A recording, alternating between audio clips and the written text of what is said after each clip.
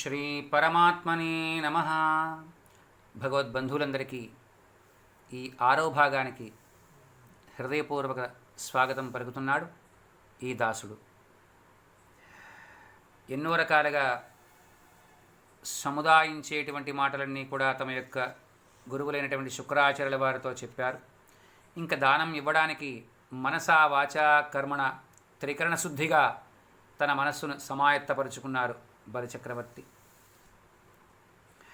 తన రెండు చేతులతోనూ కూడా కడగడానికి అనుకూలంగా ఆ వాముల వారిని పాదాలను ఉంచమన్నారు. బంగారు పళ్ళెం తెచ్చారు, ఆ పళ్ళెంలో పాదాలు ఉంచారు. వింధ్యావళీదేవి తాను పాదాల మీద నీళ్లు పోస్తూ ఉంటే, నమోస్త్వనంతాయ సహస్రమూర్తయే సహస్రపాదాక్షి శిరోరుబాహవే సహస్రనామ్నే పురుషాయ శాశ్వతే సహస్రకోటి యుగధారణే నమః అనేటువంటి అద్భుతమైనటువంటి మాటలతో ఆ చిట్టి బాపని యొక్క పాదాలని ప్రక్షాళనం చేశారు. ఆ పాదం ఎలాంటి పాదం? దేవతల చేత ప్రార్థించబడేది, ఎల్లప్పుడూ కూడా సంపదల్ని ఇచ్చేది. లక్ష్మీదేవి యొక్క నొసటి కస్తూరిని, ఆ పాదాలని తన యొక్క ముఖమండలానికి తాకించి నమస్కారం చేసుకుంటారట లక్ష్మీదేవి. ఆమెకు నొసటికి పెట్టుకున్నటువంటి కస్తూరి తిలకం ఆ పాదాలకి, అంటే స్వామి యొక్క అరిపాదాలకు అందమైనటువంటి తిలకంలా భాసిస్తుందట. అది పద్మంలా పరిమళాల్ని వెదజల్లేటటువంటిది, రత్నాలు అందలుగా వేయబడినటువంటిది. అలాంటి ఆ శ్రీపాదం దేవలోకాన్ని కాపాడేది, నిత్యం సంపత్తుల్ని కలగజేసేది, సర్వ ఉపనిషత్తులకు కూడా భూషణంగా విరాజిల్లేది, భవబంధాలని పోగొట్టేది అయినటువంటి ఆ హరి యొక్క శ్రీచరణాలని ఆ బలిచక్రవర్తి పత్నీ సమేతంగా కడిగారు. ఆ తర్వాత చెప్పుకుంటున్నారు ఆయన ఎలా తాను దానం చేస్తున్నాడో. విప్రాయ ప్రకటవ్రతాయ భవతే విష్ణుస్వరూపాయ వేద ప్రామాణ్య విదే త్రిపాదధరణీం దాస్యామి యంచున్ క్రియాక్షిపృండై ధనుజేశ్వరుండు వడుగున్ జేసాచి పూజించి బ్రహ్మప్రీతం మనిధారవోసే భువనం బాశ్చర్యంబు బొందగన్. విష్ణుస్వరూపుడవు, ప్రకటమైనటువంటి వ్రతం కలవాడవు, వేద ప్రామాణ్యాన్ని బాగుగా ఎరిగినవాడవు, బ్రాహ్మణుడవు అయినటువంటి నీకు 3 అడుగుల నేల నేను దానంగా ఇస్తున్నాను. ఏతత్ సర్వం శ్రీ పరబ్రహ్మార్పణమస్తు అని చెప్పుకున్నారు. అలా నీరు పోశారు వాముల వారి చేతిలో. కానీ చుక్క నీరు బలిచక్రవర్తి వారి యొక్క చేతిలో పట్టం లేదు, ఆ పడవలసినటువంటి నీరు వాముల వారి చేతిలో పట్టం లేదు. వింధ్యావళీదేవి మాత్రం కమండలం వంచారు, లేక ఆ బంగారు పాత్ర వంచారు, కానీ పట్టం లేదు కమండలంలోంచి.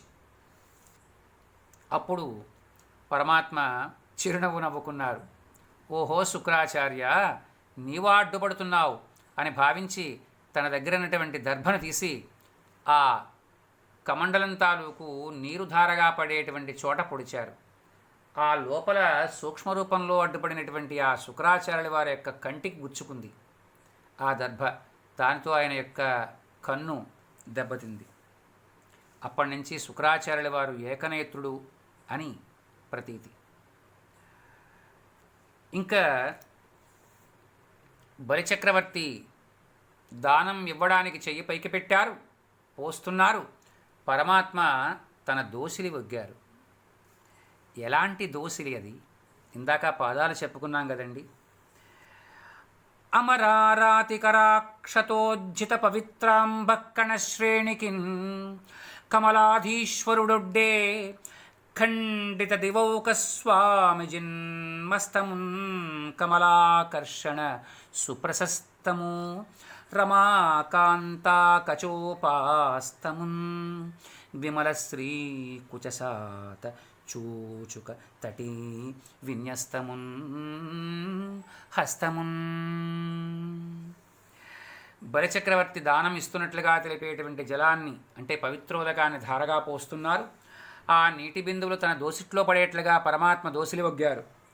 ఆ చెయ్య రాక్షసుల యొక్క తలల్ని ఖండించినటువంటిది, లక్ష్మీదేవిని ఆకర్షించడంలో మేలైనటువంటిది, రమాదేవి యొక్క శిరోజాల చేత సేవించబడేటువంటిది, అమ్మవారి యొక్క కుచాగ్రాల మీద అల్లనల్లన ఆటలాడేటువంటిది. బలిచక్రవర్తి అందించినటువంటి ధనధారణం ఆ వామనుల వారు గ్రహించారు. ఆ జలధార మునీశ్వరుల యొక్క దాన నియమాలకు, సంకల్పాలకు ఆధారమైంది. రాక్షస స్త్రీలను కన్నీటి పాలు చేసేది, రాక్షసరాజైనటువంటి బలిని నిరాధారునిగా మార్చేటువంటిది. సరే, అప్పుడు పరమాత్మ సంతోషించారు. ఎప్పుడైతే ఇలా దానం జరిగిందో, ఓ పరీక్షన్ మహారాజా అంటూ శ్రీశుకుల వారు ఇలా అంటున్నారు, సర్వభూతాలకు కూడా విష్ణువే అధిపతి. ఆయనకు బలిచక్రవర్తి దానం చేయగానే దిక్కులు ధ్వనులతో పంచభూతాలు కూడా భళీ భళీ అని పొగిడాయట.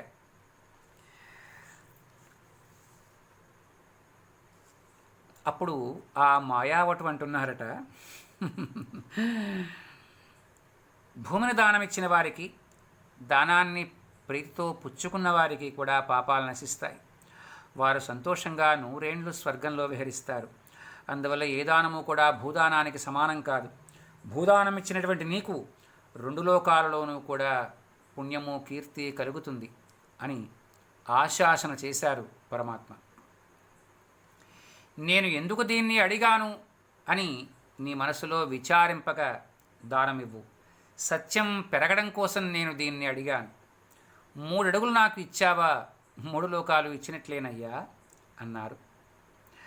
అలా మాట్లాడినటువంటి ఆ పిల్లవాడి మాటలకి మురిసిపోయారట బలిచక్రవర్తి. పుట్టి నేర్చావా, పుట్టకుండానే నేర్చావా, ఇంత అద్భుతమైనటువంటి పదాల యొక్క జిగిబిగి క్రమం ఎలా వచ్చిందయ్యా నీకు? ఈ పొట్టివాడి యొక్క పొట్ట నిండా మాటలే ఉన్నాయే అని చిరునవ్వు నవ్వారట. అలా ఎప్పుడైతే పరమాత్మ ధారగా తీసుకున్న తర్వాత అప్పటి వరకు ఉన్నటువంటి స్థితిని పరమాత్మ క్రమక్రమంగా వదిలిపెడుతున్నారు. ఎలా? లేచి నుంచున్నారు. ఆ యజ్ఞవాటికలోంచి బయటికి వచ్చారు. బయటికి రావడం ఏంటి? పరమాత్మ క్రమక్రమంగా తన యొక్క దివ్యదేహాన్ని పెంచుతున్నారు. అలా పెంచుతూ ఉన్నటువంటి ఆ దేహం ఎలా ఉంది?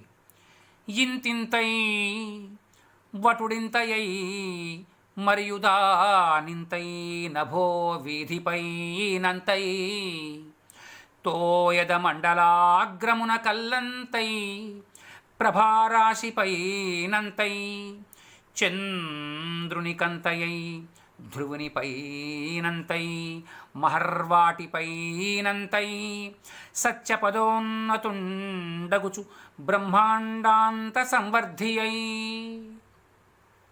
చూడండి, ఏరియల్ వ్యూలో చూస్తే పరమాత్మ ఎలా పెరిగాడన్న సంగతి మీకు కనబడుతుంది. అంటే విహంగ వీక్షణం. పరమాత్మ ఒక్కసారిగా తన యొక్క దేహాన్ని పెంచారు. ఇంతవాడు అంతవాడయ్యాడు. ఆ అంతవాడు ఆకాశమండలాన్ని దాటారు. ఆ తర్వాత మేఘమండలాన్ని దాచారు. ఆ తర్వాత సూర్యమండలాన్ని అందుకున్నారు. ఆ తర్వాత చంద్రమండలాన్ని అందుకున్నారు. ఆ తర్వాత ధ్రువమండలాన్ని దాటిపోయారు. ఆ తర్వాత మహర్లోకాన్ని దాటారు. ఆ తర్వాత సత్యలోకాన్ని కూడా మించిపోయారు. బ్రహ్మాండ కటాహం ఎంతవరకు ఉంటుందో అంతవరకు చేరుకున్నారు. అలా విశ్వాంతర్వ్యాప్తి చెందినటువంటి పరమాత్మ యొక్క ఆ దివ్యదేహానికి ఇప్పుడు చెప్పుకున్నవన్నీ కూడా ఏ ఏ స్థానాల్లో ఉన్నాయో తెలుసుకుందాం. మనందరము కూడా దేనిని ప్రామాణికంగా భావిస్తాం? మేఘమండలంలో సూర్య పరమాత్మని ప్రామాణికంగా భావిస్తాం. సూర్యుడిని బట్టే దినము, సూర్యుని బట్టే రాత్రి, సూర్యుని బట్టే ఋతువులు. మన జీవితమంతా సూర్యుడే. అలాంటి సూర్యుడు పరమాత్మ పెరుగుతూ ఉంటే ఎలా ఉన్నాడో ఇక్కడ వర్ణిస్తున్నారు. ఒక్కసారి దాన్ని తనివితేరా వర్ణించుకుందాం. రవిబింబంబు ఉపమింపబాత్తమగు ఛత్రంపై శిరోరత్నమై శ్రవణాలంకృతియై గళాభరణమై సవర్ణ కేయూరమై చెవిమత్ కంకణమై కటిస్థలి నుదంచద్ఘంటయై నూపుర ప్రవరంబై పదపీఠమై వటుండుదా బ్రహ్మాండమున్ నిండుచోన్. పరమాత్మ క్రమక్రమంగా పెరుగుతున్నారు చూడండి.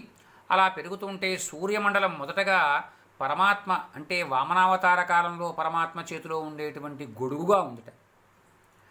ఆ తర్వాత శిరస్సుకి అలంకారప్రాయంగా శిరోరత్నంగా మారిందిట. అంటే ఇంకా బాగా చెప్పాలంటే వెనకాల ముడి వేసుకుంటే ఆ ముడిలో కొప్పులో అలంకరించుకున్నటువంటి పువ్వులా మారింది. లేక ఆడవారు పెట్టుకునేటువంటి చామంతి పువ్వు, బంగారు చామంతి పువ్వు ఎలా పెట్టుకుంటారో అలా మారింది. ఆ తర్వాత చెవిపోగ్గా మారిందిట పరమాత్మకి. ఆ తర్వాత మెడలో వేసుకునేటువంటి ఆభరణంగా మారింది. అంటే పరమాత్మ ఎలా పెరుగుతున్నాడో చూడండి సూర్యమండలం దాటి. ఆ తర్వాత కేయూరంగా మారింది, అంటే దండకడయంగా మారింది. ఆ తర్వాత చేతి కంకణమైంది. ఆ తర్వాత మొలకు వేలాడేసుకునేటువంటి గంటగా మారింది. ఆ తర్వాత కాళ్ళకు పెట్టుకునేటువంటి నూపురాలంటే పట్టీలుగా మారింది. ఆ తర్వాత పరమాత్మ పాదం మోపడానికి వీలయ్యేటువంటి పాదపీఠంగా మారింది. అలా పరమాత్మ గుణత్రయ విభాగ రూపుండైనటువంటి ఆ మహానుభావుడు తన యొక్క దివ్యమైనటువంటి దేహాన్ని ఈ బ్రహ్మాండ కటాహం దాకా తీసుకువెళ్ళారు. ఇంకా బాగా చెప్పాలంటే లోకాలోక పర్వతం అని ఉంటుంది. మీకు ఇంకా బాగా అర్థమవడానికి మన పరిభాషలో చెప్తాను. మన మిల్కీవే గెలాక్సీ ఏదైతే ఉందో ఆ గెలాక్సీ అంచు వరకు కూడా పరమాత్మ తన యొక్క దేహాన్ని పెంచారు. ఒక పాదంతో భూమి మొత్తాన్ని ఆక్రమించారు. రెండవ పాదంతో నభోమండలాన్ని అంటే ఈ కనిపించేటువంటి పాలపుంత అంతటినీ కూడా ఆక్రమించారు. అలా ఆక్రమించినటువంటి ఆ మహానుభావుడు ఒక పదాన్ని పాదపద్మంగా భూమి మీద నిలిపారు, రెండవ పదాన్ని ఆకాశమండలానికి నిలిపారు. అప్పుడు ఆ బలిచక్రవర్తి పెరిగినటువంటి పరమాత్మ యొక్క దివ్యదేహాన్ని చూస్తున్నాడు. ఇంకా మిగిలిన వారందరికీ కూడా మతిపోతోంది. పోవడమేంటి, పోయింది కూడా. అలాంటి దివ్యదేహం ఎవరూ ఎప్పుడూ కూడా చూసి ఉండకపోవచ్చు. అలా పరమాత్మ తన యొక్క ఆ కాలిని అంటే కుడికాలిని ఎప్పుడైతే తన యొక్క నభోమండలాన్ని పూర్తిగా ఆక్రమించారో బ్రహ్మదేవుల వారు సత్యలోకంలో ఉన్నారేమో, ఆహా ఇంతటి అద్భుతమైనటువంటి అవకాశం నాకు ఎక్కడొస్తుంది అని చెప్పి తన కమండలంలో ఉన్నటువంటి జలంతో పరమాత్మ యొక్క పాదాన్ని కడిగి తన యొక్క శిరస్సు మీద చల్లుకున్నారట. అలా ఆ పాదాన్ని కడుగగా వచ్చినటువంటి జలం ఏదైతే ఉందో అది ఆ వియన్మండలంలో మందాకిని అనే పేరుతో స్వర్గలోకంలో ప్రవహించింది. అలా పరమాత్మ అన్ని జగత్తుల యందు కూడా తానై నిలిచారు. అలా జగన్నాథుణ్ణి చూశారు అందరూ కూడా. ఊహించడానికి అలవిలేనటువంటి, వర్ణించడానికి వీలులేనటువంటి ఆ పరతత్వాన్ని ఆ బలిచక్రవర్తి తక్కుంగల మహానుభావులందరూ కూడా కీర్తించుకున్నారట, చక్కగా స్తోత్రం చేశారట. ఇంకా బలిచక్రవర్తికి అర్థమైంది తాను పరమాత్మ చేత హరింపబడ్డాడు అని. రాక్షసులందరూ యుద్ధసన్నద్ధులవుతుంటే వారందరినీ కూడా ఆపాడు ఆయన. ఇది మనకు సరైనటువంటి సమయం కాదు. మనం పరమాత్మ ఏ పద్ధతిలోనైతే మనల్ని అణచివేశాడో దానికి మనం అంగీకరించాలి. అందువల్ల మనం తిరిగి మరలా మన దేశానికి, మన లోకానికి వెళ్ళి ఎప్పుడన్నా భవిష్యత్తులో తిరిగి మరల ప్రయత్నం చేద్దాం అన్నారు. అప్పుడు కాలాన్ని, దేశాన్ని బట్టి మన యొక్క ప్రతాపం చూపించాలి తప్ప కాలం మనది కానప్పుడు ఎప్పుడూ కూడా ఉగ్రరూపంతో ఉండకూడదు అని చెప్పి బలిచక్రవర్తి తమ వారిని సముదాయించాడు. ఆ తర్వాత పరమాత్మ యొక్క కృప కోసం దోసిలి ఒగ్గాడు. పరమాత్మ, ఓ బలిచక్రవర్తి, 3 అడుగుల నేల ఇస్తానన్నావు, ఇంకో 2 అడుగులకు సమస్త భువనభాండాలతో సహా పృథివీ నిండిపోయింది, 3వ అడుగు ఎక్కడ అన్నారు. అప్పుడు ఆ బలిచక్రవర్తి తన యొక్క శిరస్సు ఎందే 3వ అడుగు పెట్టమన్నారు. పరమాత్మ అతన్ని తిరిగి మరల పాతాళానికి తీసుకువెళ్ళారు. రసాతలము అనే చోటికి తీసుకువెళ్ళారు. ఆయన్ని బంధించారు. బంధిస్తే అప్పుడు ప్రహ్లాదుల వారు వస్తారు. తన యొక్క మనుమడి యొక్క దుస్థితిని చూస్తారు. ఓ జగన్నాటక సూత్రధారి, నా మనమణ్ణి విడిపించు అన్నారు. ఆ తర్వాత పరమాత్మ చిరునవ్వు నవ్వి ఆ ప్రహ్లాదుల వారి యొక్క వేడుక మేరకు బలిచక్రవర్తిని పాశ విముక్తుడిని చేస్తారు. ఆ తర్వాత బలిచక్రవర్తి యొక్క కోరిక మేరకు అతని యొక్క భవనానికి కావలిదారుగా ఉంటారు. పరమాత్మ చూడండి ఎంతటి కరుణా సంపన్నుడు. అటు అతిథి కోరిక తీర్చారు, ఇటు బలిచక్రవర్తి యొక్క కోరిక కూడా తీర్చారు. అందువల్ల ఇలాంటి వామనావతార ఘట్టాన్ని, ఆ ఘట్టం ఆ పరమాత్మ ఈ దాసుడి నోట ఎలా పలికించాడో, ఈ దాసుడు ఎలా పలికాడో కూడా తెలియదు. మీతో పాటుగా నేను కూడా విని తరించడానికి సంసిద్ధుడుగా ఉన్నాను. హరి ఓం తత్సత్.